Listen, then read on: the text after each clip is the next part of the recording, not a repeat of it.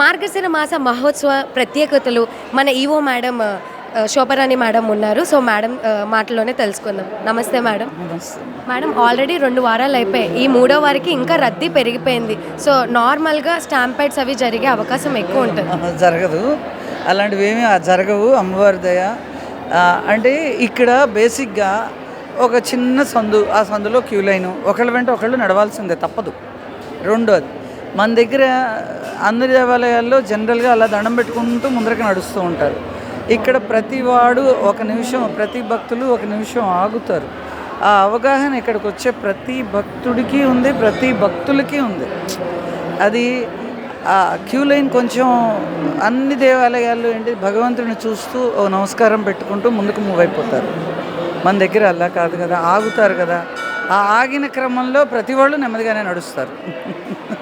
కాబట్టి అసలు అలాంటి వాటికి అసలు ఉండదని మా ఉద్దేశం. ఆ తగ్గట్టుగానే క్యూ లైన్స్ కూడా చాలా సాలిడ్ దీంతో వేసాము, కాస్ట్ ఐరన్తో వేసాము, ఇబ్బంది ఉండదు. అవును మేడం, ఏర్పాట్లు అవి చాలా బాగున్నాయి. కొన్ని ప్రత్యేక పూజలు కానీ, నిత్య అన్నదానం కానీ, సో ఇలాంటివి ఇంకేమైనా ఉన్నాయా? అవి ఉన్నాయమ్మా. మనకి మొదటి రోజు నుంచి నిత్యాన్నదానం ఉంది, అన్నప్రసాదం అందిస్తున్నారు జగన్నాథ స్వామి టెంపుల్లో.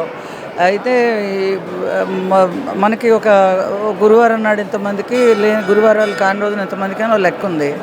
కలెక్టర్ గారు, వీరందరూ, ఎమ్మెల్యే గారు, వీళ్ళందరి నిర్ణయంతో అలా కాకుండా వచ్చిన భక్తులందరికీ అన్నప్రసాదం అందించమన్నారు. అది నిరంతరాయంగా జరుగుతుంది. సాయంత్రం 3-4 వరకు కూడా జరుగుతుంది. మంచినీళ్ళు అందిస్తున్నారు.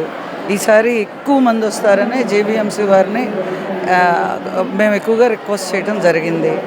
టాయిలెట్స్ ఉన్నాయి, వాటిల్లో నిరంతరం నీరు అందేటట్టుగా చేస్తున్నాం. దీని అన్నిటికీ మన హైర్ చేసిన వాళ్ళు ఉన్నారు, ప్లస్ వాలంటీర్ సహాయ సహకారాలు తీసుకుంటున్నాం.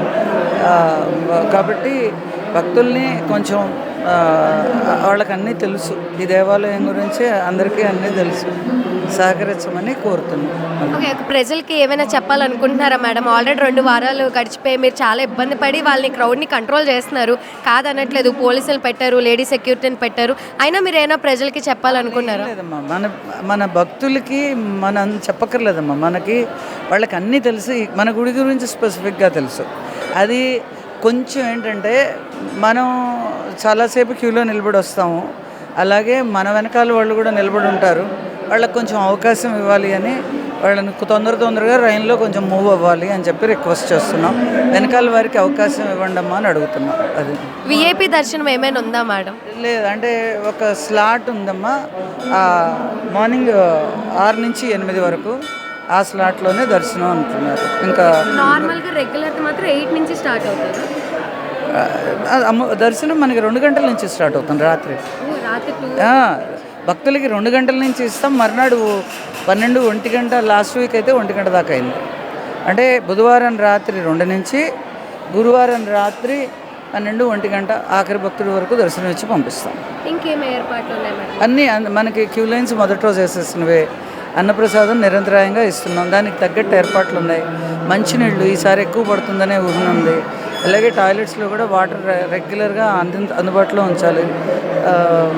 టెంపరీ టాయిలెట్స్ అన్నీ కలిపి మన దగ్గర 30 టాయిలెట్స్ దాకా ఉన్నాయి, పర్మనెంట్ టాయిలెట్స్.